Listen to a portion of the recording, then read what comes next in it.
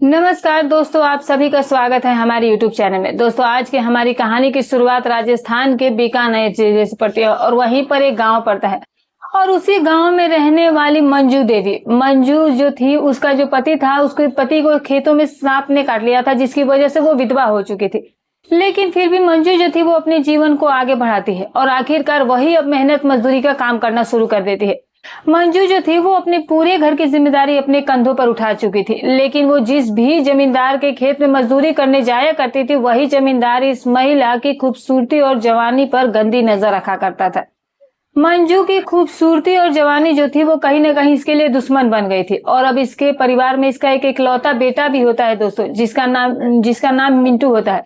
अब उसका एक इकलौता देवर भी होता है और उस देवर का नाम जो होता है वो सनी होता है। अब सनी जो था वो 12वीं कक्षा में अपनी पढ़ाई किया करता था, लेकिन वो एक ऐसा लड़का था जो कि औरतों और महिलाओं पर गंदी नजर रखा करता था। बड़ी उम्र की महिलाओं में कुछ ज्यादा ही रुचि रखा करता था। दीपक जो था वो हमेशा अपने दोस्तों के साथ बैठ करके गंदी वीडियो देखने की भी आदत थी। अब जो ये देवर था वो अपने दोस्तों के साथ हमेशा ही आवारागर्दी करता रहता था। और एक दिन ऐसा भी आ जाता है जिसमें सुबह का समय हो रहा था और जो ये देवर होता है अपनी भाभी से कुछ पैसे लेता है और उनसे झूठ बोल देता है कि मुझे अपने लिए कुछ किताबें खरीदनी थी। और किताब पैसे लेने के बाद वो स्कूल के लिए निकल जाता है। स्कूल में उसकी मुलाकात जो है वो उसके एक दोस्त हो जाती है जिसका नाम अरुण होता है। और वो भी ऐसा ही लड़का था जो कि अपनी टीचरों पर भी गंदी नजर रखा करता है। अब जैसे ये दोनों दोस्त मिलते हैं तो फिर अरुण जो है वो अपने दोस्त दीपक से कहता है कि चलो टॉयलेट में बैठ करके नशा कर लेते हैं। अब इस तरीके से ये दोनों ही दोस्त जो है वो टॉयलेट में जा करके नशा करते हैं और वापस से कक्षा में आकर बैठ जाते हैं। और थोड़ी देर के बाद इसी क्लास में एक बहुत ही खूबसूरत महिला टीचर जो होती है दोस्तों, वो आ जाती है, जिनका नाम पूजा होता है। पूजा ने आज बहुत ही ज्यादा खूबसूरत लाल रंग की साड़ी पहनी हुई थी। और जैसे ही दीपक की नजरें इस महिला की खूबसूरती पर जाती है तो दीपक जो है वो उसी समय अपने दोस्त से कहता है कि आज तो हमारी क्लास में काफी ज्यादा महिला खूबसूरत टीचर आई है। तभी उसका दोस्त कहता है कि यार तू इतनी जोर से मत बोल वरना मेरी टीचर सुन लेंगे। लेकिन दीपक कहाँ रुकने वाला था। दीपक दोबारा से उसी समय अरुण से कहता है कि हमारी जो ये मैडम है वाकई में आज देखने में बिल्कुल ही बवाल लग रही है और मेरा दिल तो ऐसा कर रहा है कि इस गुलाब को जाकर के मैं छू लूं। अब जैसे वो ऐसी बातें अपनी दोस्त से कह रहा था तो यही सारी बातें उसकी टीचर भी सुन लेती है और टीचर को इस बात पर काफी गुस्सा आ जाता है। और फिर उसी समय महिला मैडम इसे खड़ा करती है और इसे कहती है कि बैग लेकर के अभी इसी वक्त क्लास से बाहर निकलो। लेकिन लड़का जो है वो क्लास से बाहर निकलने का नाम ही नहीं ले रहा था। तो उसके बाद महिला टीचर जो है वो सीधे ही प्रिंसिपल सर को अपने क्लास में बुलाती है। और जब प्रिंसिपल सर सारे मैडम की कहानी को सुनता है तो फिर उन्हें काफी गुस्सा आता है और तुरंत ही प्रिंसिपल सर इस लड़के दीपक को अपने स्कूल से ही हमेशा के लिए बाहर निकाल देते हैं। और फिर इसके बाद दोस्तों जो ये लड़का होता है वो अपना बैग लेकर के अपने घर पर आ जाता है। घर पर आने के बाद अपनी भाभी से कहता है कि भाभी अब आज के बाद मैं स्कूल नहीं जाऊंगा, अब मैं कोई ना कोई काम करना चाहता हूँ। लेकिन तभी मंजू अपने देवर से कहती है कि मुझे लगता है कि तुमने जरूर ही कोई गलत करी होगी हरकत, तभी तुम्हें स्कूल से निकाल दिया गया होगा। तभी देवर अपनी भाभी से फिर से कहता है कि भाभी अब मैं किसी कारखाने में जाकर के मेहनत मजदूरी का काम करूंगा, वैसे भी मेरा पढ़ाई में दिल नहीं लगता है। और इस तरह से ये लड़का अगले ही दिन से कारखाने में मजदूरी का काम भी करना शुरू कर देता है। और वो हर रोज सुबह के आसपास 8 बजे जो है वो अपने कारखाने में काम करने जाता और फिर सीधे ही रात को घर आता था वापस लौट करके। अब इसी तरीके से लगभग 1 महीने का समय गुजर जाता है और फिर एक तारीख भी आ जाती है दोस्तों कि एक ऐसा दिन आता है जिसमें सुबह के 8 बज रहे थे। दीपक जो था वो उस समय कारखाने में मेहनत करने के लिए, मजदूरी करने के लिए चला गया था। अब जैसे ही वहां पर मजदूरी करने गया था तभी उसी समय इसी कारखाने में इसी गांव की एक खूबसूरत महिला जिसका नाम उर्मिला होता है वो भी इस कारखाने में मजदूरी करने आती थी। और जैसे ही दीपक की नजरें उस महिला पर पड़ती है तो महिला की खूबसूरती और सुंदरता को देखने के बाद दीपक की नीयत में कमी आ जाती है। और दीपक जो था वो इस महिला को अच्छे से जानता भी था। लेकिन दोस्तों उर्मिला भी एक ऐसी महिला थी जो कि कहीं ना कहीं लड़कों को अपने प्रेम जाल में फंसा लिया करती थी और फिर उनसे पैसे लेकर के उनके साथ वक्त बिताया करती थी। अब जैसे ही दीपक उर्मिला के पास जाता है तो उसे कहता है कि चाची आप यहाँ कब से काम कर रही है। तभी उसकी चाची बताती है कि दरअसल आज मेरा पहला दिन है और आज ही मैंने इस कारखाने में काम करना शुरू किया है। और तभी उससे दीपक कहता है कि ठीक है चाची, अब बिल्कुल भी फिक्र मत कीजिएगा, मैं हर रोज वैसे भी साइकिल से यहाँ पर आता ही हूँ और हर रोज शाम के 6 साढ़े 7 बजे वापस में लौट भी जाता हूँ, तो आप मेरे ही साथ चले चलिएगा, मेरे साथ आ भी जाइएगा और इससे आपको भी टाइम बचेगा और आपको सुविधा मिल जाएगी, तो ऐसे आपको भी आराम रहेगा। अब जैसे ही उर्मिला दीपक की सारी बातों को सुनती है तो फिर मुस्कुराते कहती है कि ठीक है, फिर मैं अब कल से तुम्हारे ही साथ साइकिल पर आऊंगी और तुम्हारे ही साथ गांव में वापस भी लौट करके जाया करूंगी। लेकिन तभी दीपक उससे कहता है कि दरअसल चाची, आज मुझे अपने कारखाने में मेरी सैलरी भी मिलने वाली है और आज मुझे 10,000 रुपए मिलेंगे, तो मैं अभी मालिक के पास जाकर के अपने पैसे लेकर के आता हूँ। अब जैसे ही उर्मिला उन पैसों के बारे में सुनती है तो उर्मिला को कहीं ना कहीं लालच आ जाता है और अपने मन में यही सोचती है कि ये लड़का के आज पैसे मिले तो क्यों ना इसे प्रेम जाल में फंसाकर इसे कुछ पैसे हटा जाए। अब जब उर्मिला ऐसी बातें सोच ही रही थी तभी लड़का कहता है कि ठीक है, मैं अभी आता हूँ और थोड़ी देर बाद आकर मैं आपसे मिलता हूँ। और ये 2-4 बातें करने के बाद जो दीपक था वो सीधे ही अपने मालिक के पास जाता है और जाकर के मालिक से मिल करके उनसे अपनी सैलरी मांगता है और वो उसे उसकी सैलरी दे देता है। और अब दीपक उन पैसों को लेकर के गिनता हुआ सीधा इस महिला उर्मिला के पास आता है और जैसे ही उर्मिला की नजरें इन पैसों पर पड़ती है तो उसकी नीयत में कमी आ जाती है। अब दोस्तों, उर्मिला होती है उसी समय उस लड़के से कहती है कि तुम आज इतने पैसों का क्या करोगे। तभी उसे दीपक बताता है कि दरअसल चाची, आज मैं अपने दोस्त के साथ बैठकर पहले तो पार्टी करूंगा। तभी उर्मिला कहती है कि देखो, पैसों की मुझे भी बहुत ज्यादा जरूरत है, तो तुम ऐसा करो कि 5,000 रुपए मुझे उधार दे दो, मैं तुम्हारे पैसे अगले महीने अपनी सैलरी से लौटा दूंगी। अब जैसे ही उर्मिला दीपक से ऐसी बातें कही जाती है तो उसका तो दिमाग ही ठनक जाता है और फिर वो उसी समय उस चाची से कहने लगता है कि देखिए चाची, मैं आपको पैसे दे दूंगा, लेकिन इसके बदले में मुझे क्या मिलेगा, मैं आपकी मदद करूंगा। तो उर्मिला भी उसके इशारे को समझ गई। वो कहने लगी कि देखो, अगर तुम मुझे इन पैसों को दोगे तो फिर बदले में मैं तुम्हारी भी जरूरतों को पूरा कर सकती हूँ। अब जैसे ही साफ साफ शब्दों में दीपक ऐसी बातों को सुनता है तो वो भी खुश हो जाता है। फिर वो कहता है कि ठीक है चाची, आप बिल्कुल फिक्र मत कीजिए, मैं आज रात को पैसे लेकर के ही आपके घर पर आ जाऊंगा और फिर रात के तकरीबन 9-10 बजे मैं आपके घर पहुंच जाऊंगा। इस बात को सुनकर उर्मिला भी मुस्कुरा देती है, कहती है कि ठीक है, फिर जब तुम्हारी मर्जी करे रात को आ जाना, और वैसे भी मैं तुम्हारा इंतजार ही करूंगी। तुम्हें तो पता है कि मैं वैसे भी अकेली रहती हूँ और मैं जो 2 छोटे छोटे बच्चे हैं वो तो जल्दी ही सो जाते हैं, तो तुम मेरे घर पर आ सकते हो कभी भी। अब जैसे ही दीपक से ये बात कही जाती है तो वो भी इस चीज के लिए मान जाता है और इस तरीके से आज के दिन ये लोग पूरे दिन उस कारखाने में मजदूरी का काम करते हैं। और जैसे ही शाम का समय होता है तो दीपक फिर से इस महिला के पास जाता है और जाकर उस महिला से कहता है कि चलिए चाची, अब काम पूरा हो गया, वैसे भी मेरा काम खत्म हो गया। और इस तरीके से ये दीपक जो था वो अपनी चाची को लेकर वापस से गांव में लौट आ जाता है और चाची जो थी वो अपने गांव जाती है और दीपक अपने घर जाता है। इस तरीके से दोस्तों दीपक जो है वो उसी समय अपनी भाभी मंजू देवी से कहता है कि भाभी जल्दी से मेरे लिए खाना निकाल दीजिए, क्योंकि मुझे अपने दोस्त के साथ जाना है, उसके साथ आज मुझे पार्टी करनी है। अब तभी उसकी भाभी उसे कहती है कि हर दूसरे तीसरे दिन तुम्हारा ये पार्टी करना ही है, करना जरूरी है क्या? ये बिल्कुल भी अच्छी बात नहीं है। लेकिन दोस्तों वो देवर दीपक ऐसा लड़का था जो कि अपनी भाभी की बातों को ध्यान ही नहीं दिया करता था, बस उनकी बातों को सुन करके इग्नोर कर दिया करता था। और आज भी ये लड़का जो है वो खाना खाने के बाद 9 बजे के आसपास अपने घर से निकल कर जाता है और फिर सीधा ही उस विधवा महिला उर्मिला के घर पर चला जाता है और उर्मिला के घर के दरवाजे पर पहुंचकर जब उसे आवाज लगाता है तो उर्मिला आकर दरवाजा खोलता है, क्योंकि उर्मिला को पता था कि आज दीपक के पास अच्छे खासे पैसे हैं। और उसके बाद वो उस लड़के को अपने घर के अंदर लेती है और घर का दरवाजा बंद कर देती है और फिर उसके बाद वो उस लड़के से कहती है कि पहले तो मुझे तुम पैसे दो और उसके बाद जो मर्जी मेरे साथ करो। अब जाहिर सी बात है, दीपक के पास पैसे हैं तो उसी समय वो अपने सैलरी में से 5,000 रुपया निकल करके इस महिला को दे देता है और वो महिला भी पैसे लेकर के बहुत खुश हो गई थी। और फिर उसके बाद वो उस महिला जो है वो लड़के का हाथ पकड़ करके अपने कमरे के अंदर ले जाती है और कमरे का दरवाजा बंद करने के बाद दोनों की रजामंदी से गलत रिश्ते कायम होते हैं। ये दोनों ही मिल करके अपनी अपनी जरूरतों को पूरा करने में लग जाते हैं। दोस्तों, ये जो काम कर रही थी ये महिला, आगे चल करके इनके साथ क्या होगा वो आप जब सुनिएगा तो आपके होश उड़ जाएंगे।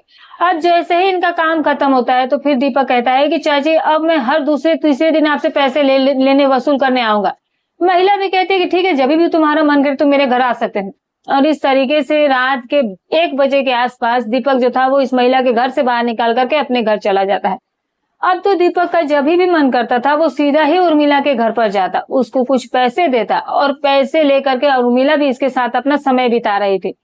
इसी तरीके से कई दिनों का वक्त गुजर जाता है और फिर तकरीबन 20 दिन के बाद एक दिन शाम के समय में ये जो लड़का दीपक होता है वो अपने दोस्त के घर पर जाकर उसे आवाज लगाता है और इसके बाद ये दोनों दोस्त घर से बाहर निकल जाते हैं। अब ये दोनों लड़के जो है वो पास के ही शराब के ठेके पर जाते हैं और वहां से शराब खरीदने के बाद किसी खेत में जाकर के शराब पीने लगते हैं। और फिर शराब पीते पीते जब दोनों को ही काफी गहरा नशा हो जाता है तो फिर इसके बाद जो ये लड़का होता है वो अपने दोस्त से कहता है कि आजकल तुझे पता है कि मैं अपनी गांव की ही एक उर्मिला चाची उनके साथ वक्त बिता रहा हूँ। अरुण कहता है कि वो महिला है कौन। तभी दीपक जो है वो अपनी शुरू से लेकर के अंत तक सारी कहानी अरुण के सामने रख देता है।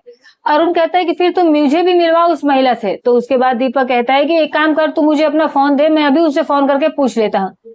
अरुण उसी समय इस लड़के को अपना फोन निकाल करके देता है और दीपक उस समय जो है वो उर्मिला के पास फोन करता है और फिर उससे कहता है कि आज मेरा दोस्त भी आपके घर आपसे मिलना चाहता है।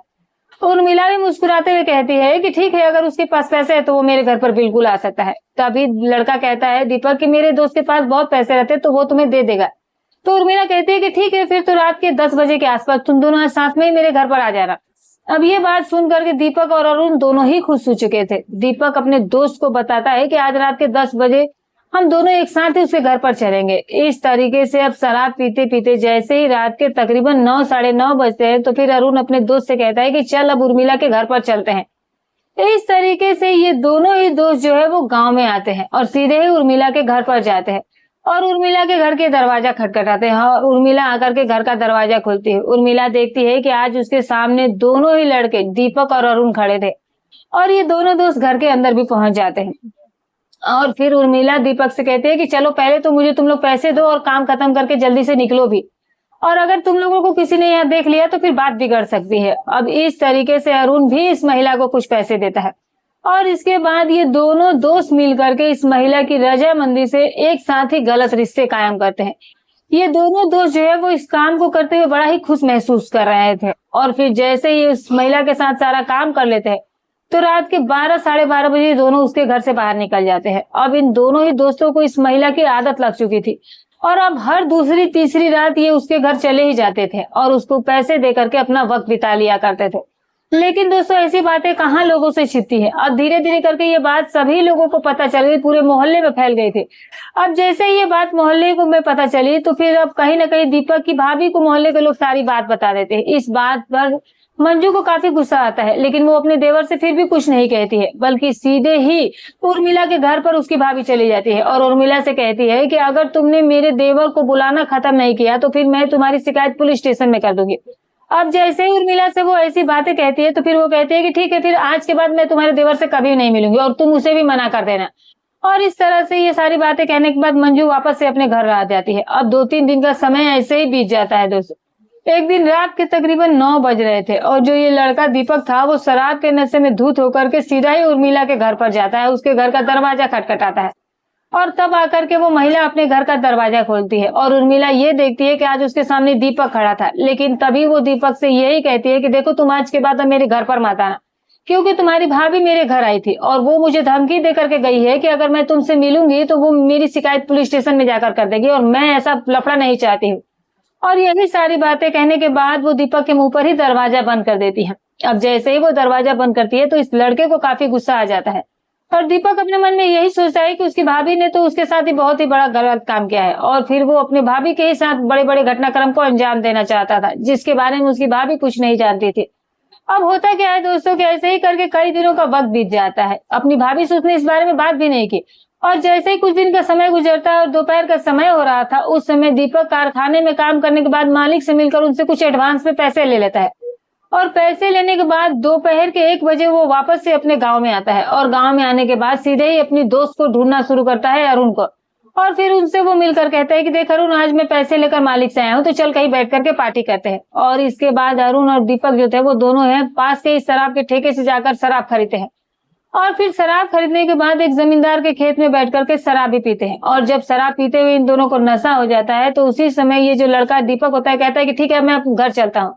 और इसके बाद ये लड़का जो है वापस उसी समय अपने घर चला जाता है और घर पर जाने के बाद दीपक ना तो अपने घर का दरवाजा खटखटाता है, ना ही कोई आवाज लगाता है। वो डायरेक्ट ही घर में प्रवेश कर जाता है और फिर सीधा ही वो अपने कमरे में चला जाता है। लेकिन दुर्भाग्य की बात ये थी कि आज उसकी भाभी जो थी वो उसी वक्त कपड़े बदल रही थी और जैसे ही दीपक की नजरें आज अपनी भाभी पर उस वक्त जाती हैं तो फिर भाभी की खूबसूरती और सुंदरता को देखने के बाद इस लड़के दीपक की नीयत अपनी भाभी पर ही खराब हो जाती है। अब भाभी जो है वो उसी समय इस लड़के से कहती है कि दीपक, तुम घर आते हो तो दरवाजा क्यों नहीं खटखटाते हो? आज तुमने ये गलती कर दी, लेकिन आज के बाद तुम्हें ये गलती दोबारा मत करना। लेकिन दोस्तों, दीपक के दिलो दिमाग पर अब तो इसकी भाभी छा गई थी। अब जो ये लड़का था वो अपनी भाभी के साथ ऐसा कारनामा करने वाला था कि जिसकी गूंज पूरे जिले में गूंजने वाली थी। इस तरीके से ये लड़का जो है वो उसी समय अपने घर से दोबारा से बाहर निकलता है और सीधे ही दोस्त अरुण के पास जाकर के उससे मिलता है और फिर उससे कहता है कि अरुण एक काम कर, मुझे तू आज अपना फोन दे दे क्योंकि मेरा फोन खराब हो गया है, वो पानी में कल गिर गया था, बस मुझे 2-4 दिनों के लिए तेरे फोन चाहिए। तो अरुण कहता है कि ठीक है कोई बात नहीं, तू बिल्कुल मेरा फोन 2-4 दिन के लिए ले जा सकता है। इस तरीके से जो ये लड़का था उसी समय अपने दोस्त का मोबाइल फोन ले लेता है और मोबाइल फोन लेने के बाद वो सीधा वापस से अपने घर आता है और घर पर आने के बाद दीपक जो है वो जा करके अपने घर का दरवाजा भी लॉक कर देता है और तब उसकी भाभी जो थी वो उस समय घर में अकेली ही थी और उसी समय ये जो लड़का होता है वो सीधा रसोई में जा करके चाकू उठा लेता है और अपनी भाभी के गर्दन पर रख देता है और फिर भाभी से कहने लगता है कि अगर तुमने जरा सी भी शोर मचाने की कोशिश की तो तुम्हारी जान ले लूंगा। अब चूंकि उसके गर्दन पर भी चाकू रख गया था तो वो भी काफी ज्यादा डर गई थी और जिसकी वजह से ना वो शोर शराबा करती है ना ही चीखती है। जानती थी उसकी भाभी कि उसका देवर नशे में है और वो कुछ भी कर सकता है और बस इसी वजह से वो कोई भी हरकत नहीं करती है। और इसके बाद ये जो लड़का होता है वो अपनी भाभी को लेकर के कमरे के अंदर जाता है और चाकू की नोक पर ये अपनी भाभी के हाथ पैर रस्सी से बांध देता है, उनके मुंह में कपड़ा तक ठूस देता है और उसके बाद ये जो लड़का होता है वो अपनी भाभी के ही साथ गलत काम करना शुरू कर देता है और ये गलत काम वो काफी देर तक उसके साथ करता है और फिर जैसे ही ये वो सारा काम कर लेता है तब भी वो रुकता नहीं है, बल्कि वो उसी समय अपने दोस्त को मोबाइल फोन को जेब से बाहर निकालता है और फिर अपनी भाभी की एक आपत्तिजनक वीडियो उस फोन में तैयार कर लेता है और जैसे ही ये वीडियो बन करके तैयार हो जाती है वीडियो, तो फिर वो अपनी भाभी को वीडियो को दिखाता है और फिर उससे कहता है कि अगर तुमने ये बात किसी को भी बताने की कोशिश की तो फिर पूरे गांव के लोगों को मैं तुम्हारी ये वीडियो दिखा दूंगा, जिसके बाद सोच लो कि तुम्हारा क्या होगा। अब जैसे ही वो ऐसी बात अपनी भाभी से कहता है तो उसकी भाभी डर जाती है और अपने मन में वही सोचती है कि उसका देवर वैसे भी सनकी है, वो कुछ भी कर सकता है और इसी वजह से वो अपने देवर से कुछ कहती भी नहीं है। और उसके बाद ये लड़का ये सारा काम काज खत्म करने के बाद दूसरे कमरे में दरवाजा बंद करके गहरी नींद में सो जाता है।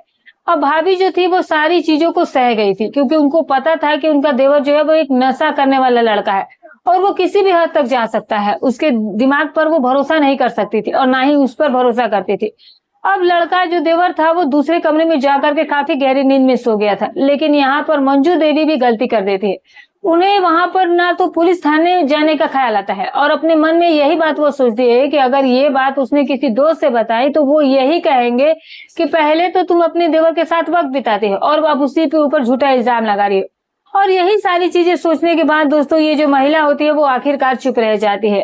मंजू जो थी वो अब घर में रहते हुए और फिर से अपने घर के ही कामकाज में लग जाती है। इसी तरीके से कई दिनों का वक्त बीत जाता है और फिर आखिरकार कुछ दिन बीतने के बाद एक दिन सुबह का जब समय हो रहा था और जो दीपक था वो भी उस समय घर में ही था और वो आज अपने कारखाने में मजदूरी करने भी नहीं गया, जबकि दूसरी तरफ उसका दोस्त अरुण अपने घर में अपनी माँ के गहने चुरा लेता है और गहने चुराने के बाद जो लड़का होता है वो सीधा ही दीपक के घर पर आता है और दीपक के घर के दरवाजे पर दस्तक देता है, लेकिन उस समय दीपक सो रहा था और तभी उसकी भाभी मंजू जो होती है वो जाकर के घर का दरवाजा खोलती है और जैसे ही अरुण की नजरें दीपक की भाभी पर उसकी खूबसूरती पर पड़ती है तो उसके भी नियत में कमी आ जाती है।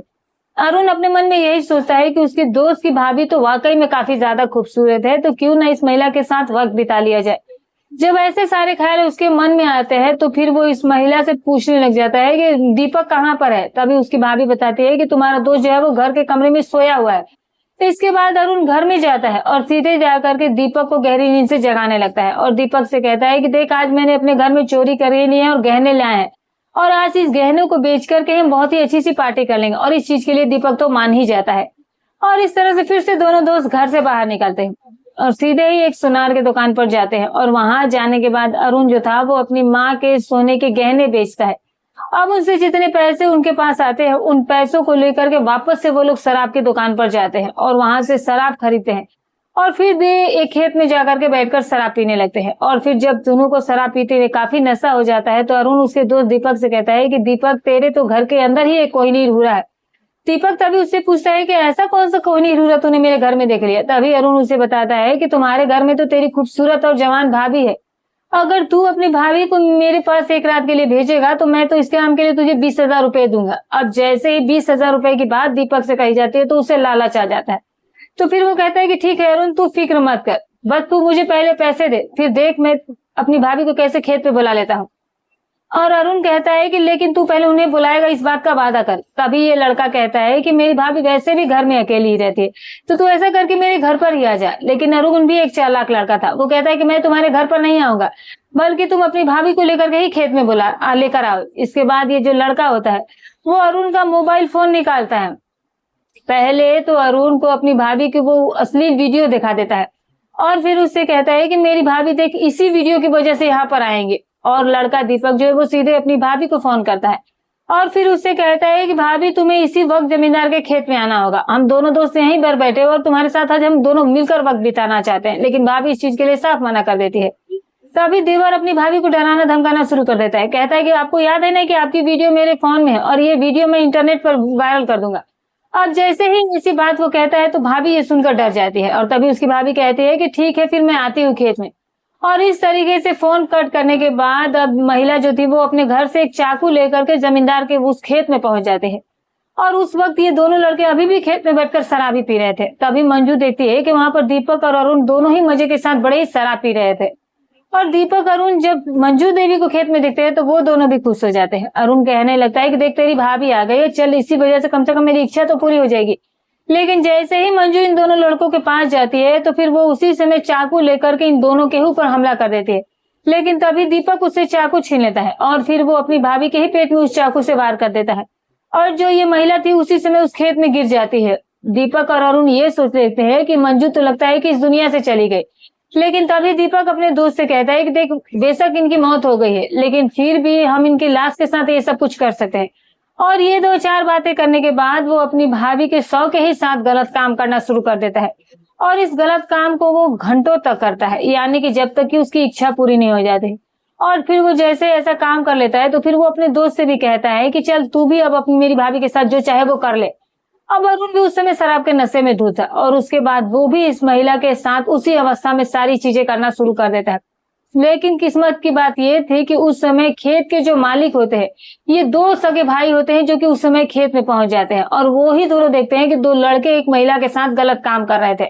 और जैसे ही वो दोनों भाई मौके पर पहुंचते हैं तो देखते हैं कि महिला का शव नीचे पड़ा हुआ है और जो लड़का अरुण है वो उस महिला के शव के साथ गलत काम कर रहा है। अब ये दोनों अजय और विजय जो होते हैं इन दोनों से ये चीज बर्दाश्त नहीं होती है और ये दोनों भाई उसी समय इन दोनों लड़कों को मौके पर पकड़ लेते हैं और फिर दोनों की जमकर वो लोग पिटाई भी करते हैं। और पिटाई करने के बाद विजय जो होता है वो नजदीकी पुलिस स्टेशन में फोन करता है और तकरीबन 1 घंटे के बाद पुलिस वहां पहुंचती है और पुलिस वहां देखती है कि सही मायने में वहां एक महिला की लाश पड़ी है और अजय और विजय ने उन दोनों लड़कों को भी पकड़ के रखा हुआ था। और इसके बाद पुलिस जो है वो सबसे पहले उस महिला के शव को पंचनामा कर करके लाश को कब्जे में लेती है और जब वो उसे करीब से देखती है तो दरअसल उस समय उसकी भाभी जो थी वो मरी नहीं थी, उनकी सांसें चल रही थी। और फिर जल्दी से एम्बुलेंस बुलाया जाता है और फिर तुरंत ही मंजू को एक हॉस्पिटल में ले जाकर के भर्ती कराया जाता है। दूसरी तरफ पुलिस इन दोनों लड़कों को मौके पर गिरफ्तार करने के बाद पुलिस स्टेशन लाती है और पुलिस स्टेशन में लाने के बाद दोनों लड़कों की जम करके पिटाई भी की जाती है और इनकी इतनी पिटाई भी की जाती है कि दोनों जल्दी ही अपना जुर्म भी कबूल कर लेते हैं। और फिर इसके बाद पुलिस जो है वो इन दोनों लड़कों के खिलाफ कानूनी कार्रवाई करती है। और दूसरी तरफ जो महिला मंजू थी उनकी जान बच चुकी थी। लेकिन दोस्तों इस पूरे घटनाक्रम में अजय और विजय दोनों ही सगे भाइयों ने एक महिला की जान बचा दी थी और इन दोनों भाइयों को दिल से सैल्यूट करना चाहिए। तो दोस्तों ये रही कहानी। अब उन दोनों लड़कों को जज साहब क्या सजा देंगे ये तो बाद में पता चलेगा, लेकिन उनकी मानसिकता के बारे में सोचिए दोस्तों कि वो किस तरह का लड़का था जो कि एक महिला को मरी हुई पाता है और तभी भी उनके साथ वो गलत कर रहे थे। ऐसे लोगों को सख्त से सख्त सजा मिलनी चाहिए। आप क्या कहना चाहेंगे दोस्तों, ऐसे लड़कों को क्या सजा मिलनी चाहिए? कमेंट करके जरूर बताइएगा। दोस्तों हमारी कहानी सुनाने का उद्देश्य किसी की भावनाओं को ठेस पहुंचाना नहीं, ना ही किसी के दिल को आहत करना। बस केवल आपको सतर्क करना है, आपको जागरूक करना है। फिर मिलूंगी कल एक और नई वीडियो के साथ। तब तक अपना और अपने परिवार का ख्याल